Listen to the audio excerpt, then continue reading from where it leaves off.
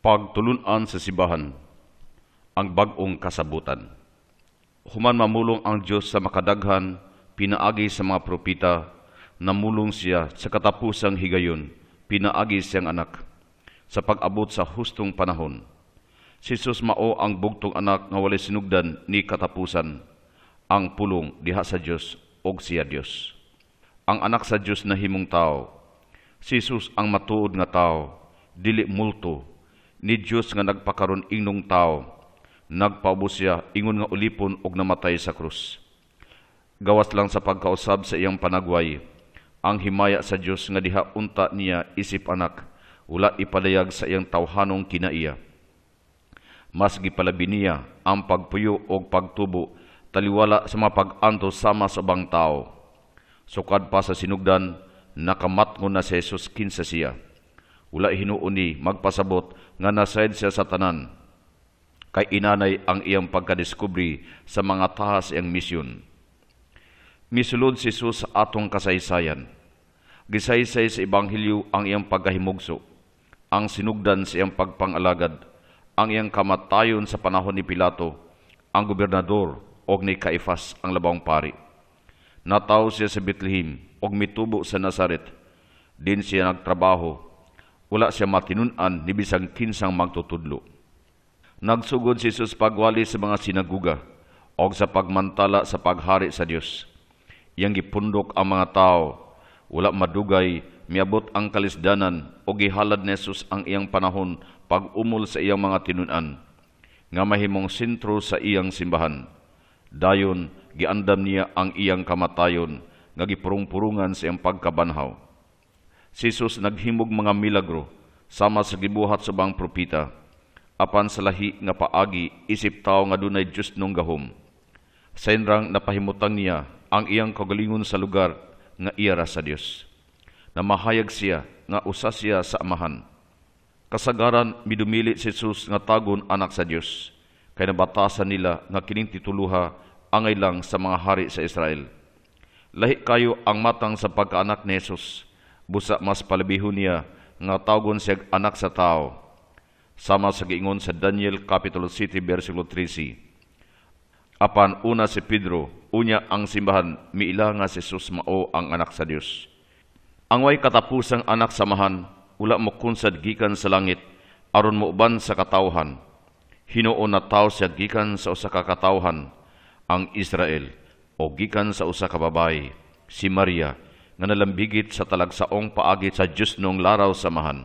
Siya nga gihangop isip ulay sa Israel, nataw gikan sa ulay nga inahan. Og ang pagtuo ni Maria og ang iyang pag-uyon mo'y hinungdan nga matuman ang lihok sa espiritu diha niya.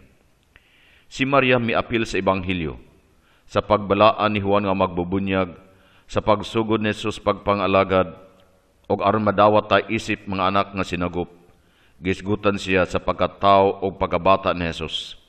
Duha ka teksto nagpasabot nato nga ang iyang kabantog wala magikan sa iyang pagpahimugso ni Jesus, apan sa iyang kinabuhi isip modelo sa mga magtotoo. Giapil pod paghisgot si Maria sa unang pundok sa simbahan. Ana ay pipila ka teksto nga nagpadayag nato kinsa si Maria alang sa Dios og sa simbahan.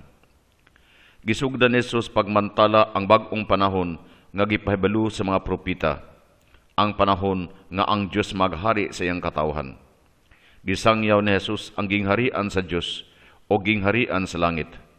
Ang iyang gipakita nga mga milagro, mga timaan nga kining gingharian sa Diyos, niya na taliwala sa katawhan, uban sa gahom sa pag-ayo sa ilang sakit.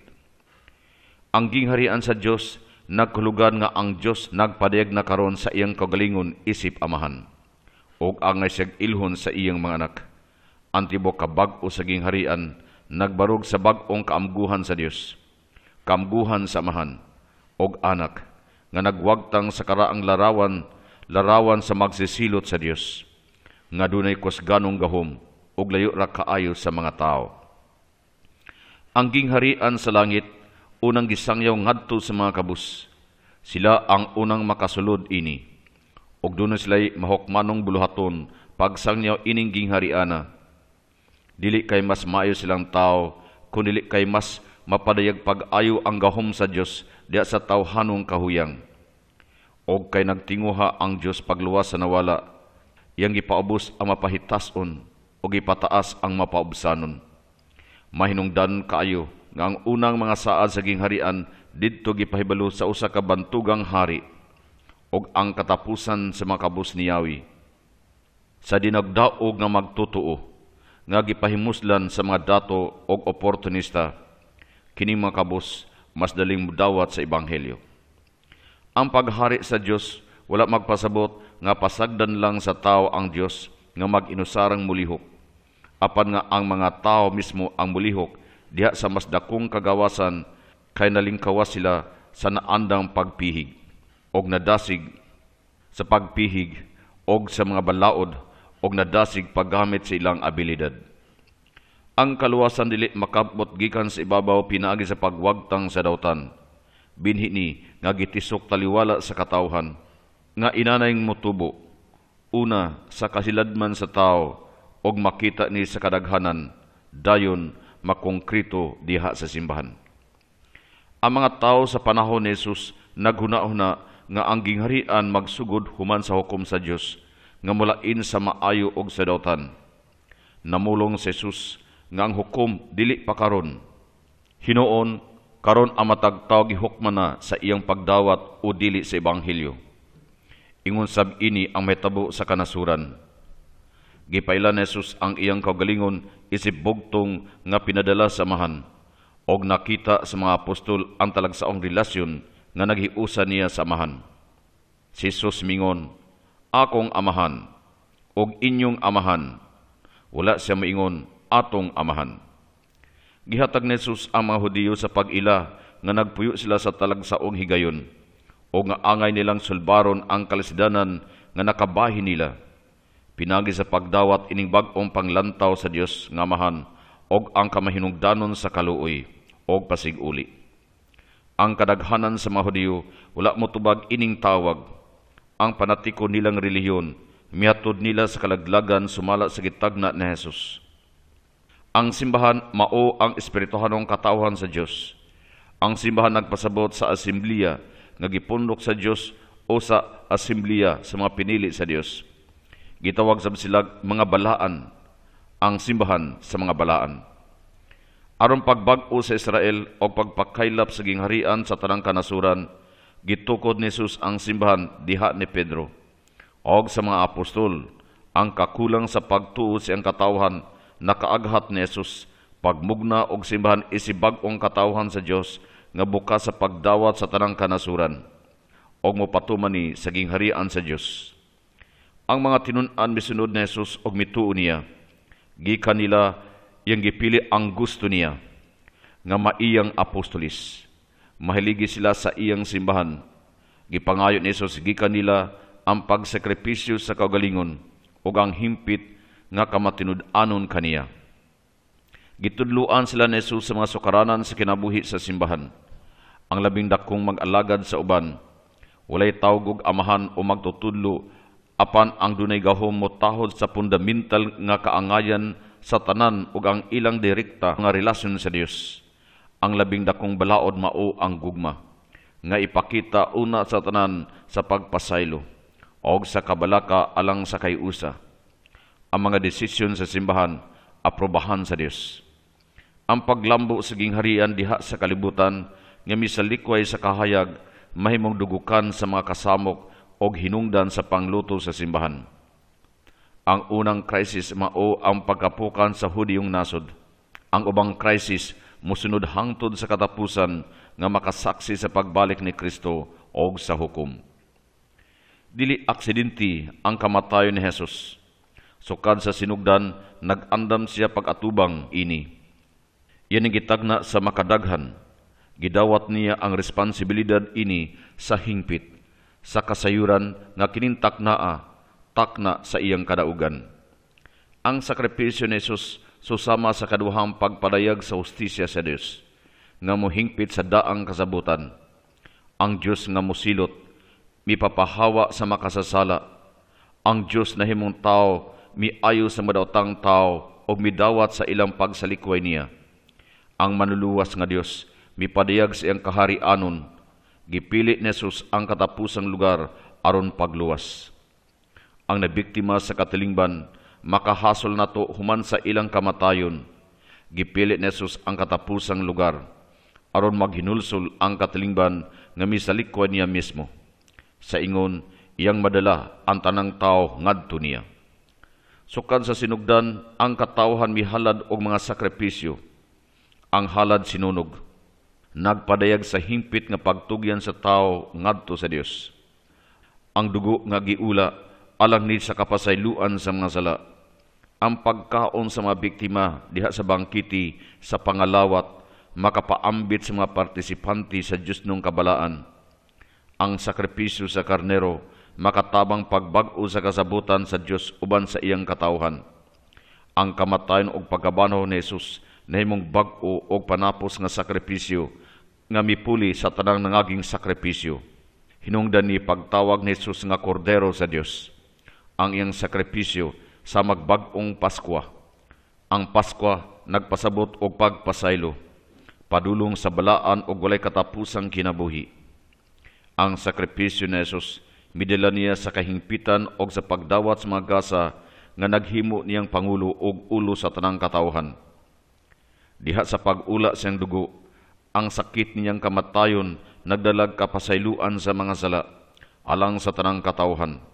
Nakapasig-uli nato sa Dios, mitubos nato, mihatag nato kagawasan og misugod sa proseso nga nagdalag kasulbaran sa tanang panagbangi sa universo. Ang sakripisyo ni Kristo nagpadayag sa gugma sa Dios alang nato diha sa dakong kamanggihatagon samahan. Ingon man sa kamasugtanon sa anak, diha sa gilagbasang kasing-kasing ni Jesus, nakapamalandong ta sa misteryo sa gugma sa Dios nga nagtinguha sa pagpahibulong nato sa iyang hingpit nga pagtugyan sa kaugalingon aron mobalik ang pagsalig sa nawala niyang binuhatan. Ang kamatayon og pagkabanhaw ni Jesus nagtudlo sa kalugan sa atong kinabuhi. Katong mihatag siyang kinabuhi, mataw pag-usab. Ang iyang kamatayon og pagkabanhaw nagtultol nato sa sugo sa lunsay nga higugma og pang-alagad, ingon man sa kalugan sa atong mga pagsulay. Si Jesus na banhaw, sumala siyang gipamulong, sumala sa kasulatan.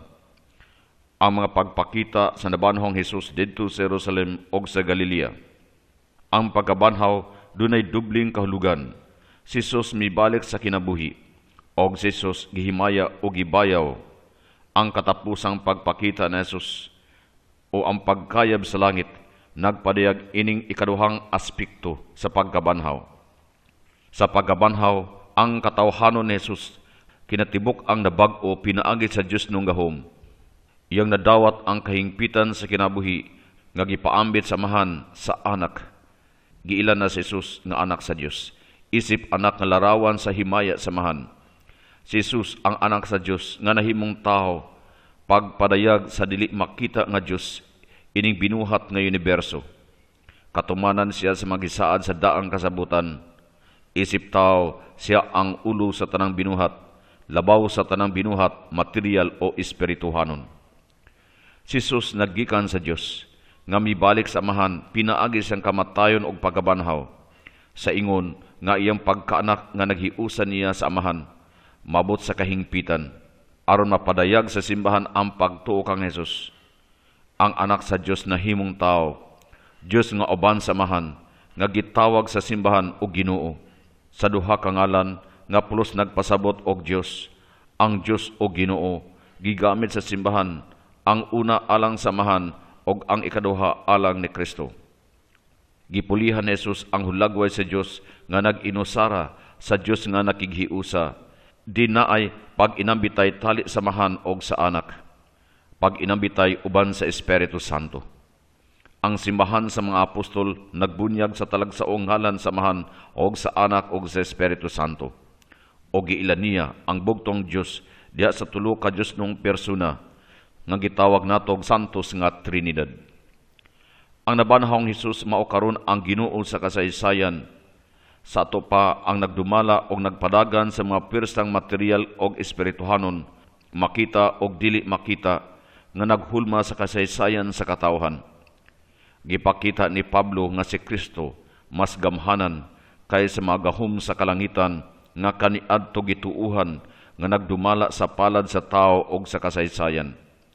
Kining paghari ni Kristo nagpasabot nga ang tao miabot na sa kahamtong. Sukad adto ang kaluwasan mahitabo sa ngalan ni Jesus. Sa ato pa sa gahom sa Dios nga misanag gikan niya. Ang mataglihok sa kaluwasan magikan ni Kristo og sa Espiritu, o gipahinungod kang Kristo nga Ginoo o sa iyang Espiritu. Si Jesus wala mo anhi aron pagwagtang sa mga sala, apan aron pagbag-o sa mga binuhat.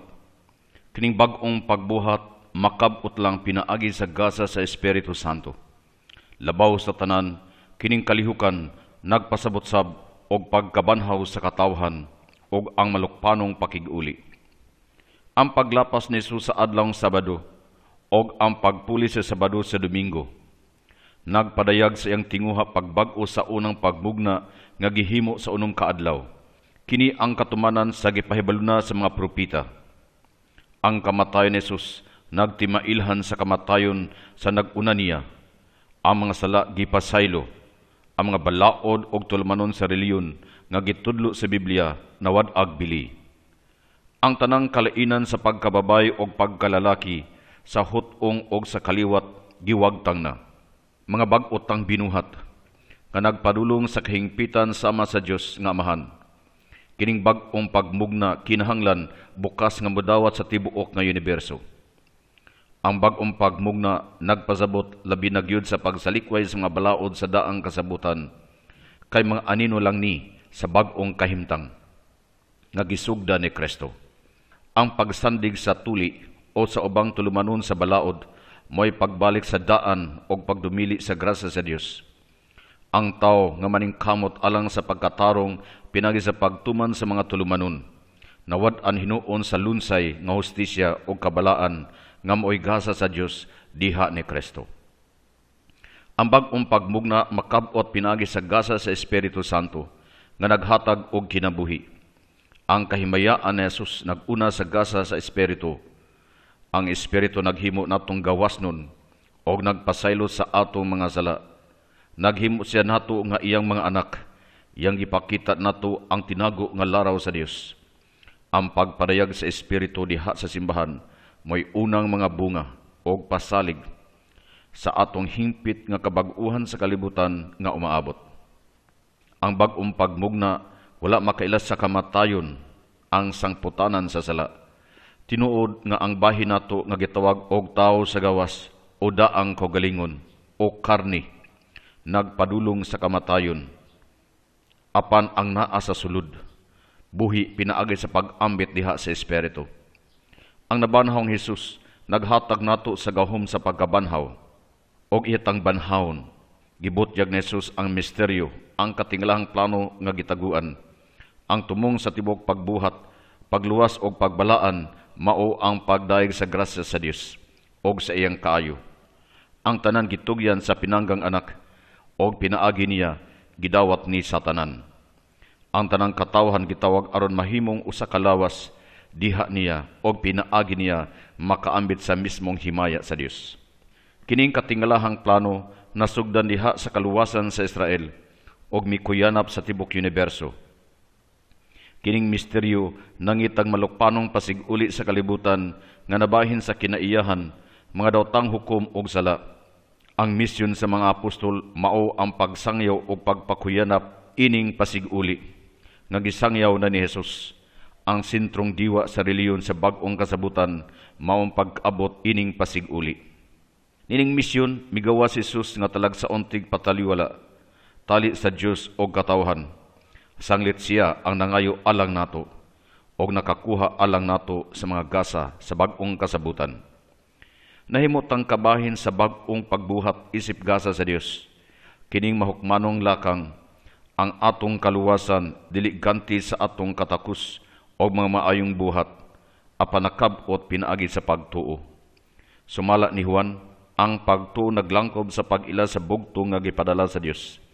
Nagpasabot ni sa pag-ila sa kamatuuran nga ang Dios unang nagmahal nato og nagpasaylo nato. Sa pagdawat sa Dios aron mabag-o ta og mabalaan, og sa pag-ila nga si Jesus mao ang Kristo, ang bugtong anak nga gikan sa Dios og mobalik sa Dios. Sumala ni Pedro og Pablo ang pagtuo pagdawat sa gugma sa Dios nga mitugyan sa anak alang sa makasasala. Nagpasabot ni nga ilhon ang Dios nga nagbanhaw sa anak gikan sa kamatayon og naghimo niyang Ginoo nga dawaton ang tanang saad sa Dios nga natuman diha niya. Ang pagtuo nga makaluwas gilig-on sa pagsaksi sa balaang kasulatan apan pagkaplagsab ni sa pulong nga gipadayag sa Dios karon. Ang mga tao sa panahon ni Jesus miila niya nga pinadala tungod sa mga timailhan nga iyang gipakita. Unya ang pagtugilig-on sa pagsaksi og timailhan nga gipakita sa mga apostol. Ang pagtuo dili lang kutob sa pagdawat og mga tinuuhan, kundi ang pagtan-aw sa plano sa Dios pinaagi sa panghitabo karon og sa mga prophetikong pahayag sa simbahan. Ang pagtuo naghiusa nato sa katawhan sa Dios pinaagi sa bunyag. Ang pagtuo nagdala nato sa pagkabalaan nga gitawag sa Dios, nga gitawag sa Biblia og hustisya o katarong o kawalay sala. Tungod ini mahimot nato ang Dios nga makapabalik nato kaniya og makahulagway ta sa panagway sa Dios. Ang pagtuo makapasulod nato sa gingharian sa iyang anak, din atong madawat ang unang gasa sa Espiritu. Giandam ni Jesus ang iyang simbahan. Ang simbahan wala magsugod sa tawhanong kabubuton kundi sa walay katapusang plano sa Dios. Na konkreto ang misteryo diha sa simbahan. Ang maluwasnong plano sa Dios nga mutapok sa tanang katawhan ubos ni Kristo, ang bugtong ulo. Busa ang simbahan gitawag og balaan kay ang padulngan ini mas nag-agad sa mga plano sa Dios kaysa tawhanong paningkamot. Sa paghimo ni Kristo sa mga lakang pagtukod sa simbahan, wala siya mosubay sa kaugalingon lang niyang kabubuton. Nagpagiya siya sa amahan, ang mga simbahan ni Kristo. Ang simbahan ubos ni Kristo nga nagmahal niya o naghatag sa kaugalingon kaniya. Ang simbahan sa Dios nga gibayran ni Jesus sa kaugalingong dugo. Ang simbahan mo'y iyang pangasawunon o ang iyang lawas o siya ang ulo. Ang simbahan nahimugso sa Pentecostes, isip sang putanan sa pagbubo sa gisaad sa Espiritu Santo. Ang pagwalid sa mga apostol sa pagtuo sa nabanhong Jesus, miuban sa pagbubo sa Espiritu, aron pagtukod sa simbahan. Ang simbahan gisakpan sa tanang midawat sa tawag sa pagbag-o o mituo sa kapasayloan sa ilang sala o sa gasa sa Espiritu, pinagi sa pagtuo sa maluwasnong gahom ni Jesus o sa bunyag. Ang simbahan natuko diha ni Pedro og sa mga apostol. Ang pagtuo sa simbahan parihura sa pagtuo sa mga apostol. Kadtong midawat sa saksi sa mga apostol og sa ilang sumusunod na sakop sa simbahan o gidawat sila. Naiusa ta sa Dios diha sa atong pakigiusa nila. Si Kristo naa uban nila aron nga ang ilang mga desisyon dili masupak sa laraw sa Dios. Bisan pa sa kadaghan sa ilang kapakyasan, ang simbahan kanunay magpabilin sumala sa gitinguha sa apostolis. Ang simbahan kahiusa. Ang kahiusa nga makita tali sa mga binunyagan o sa tulo ka persona sa Dios. Nagdalag kahiusa diha nila sa espirituhanon o sa material nga pagsabot.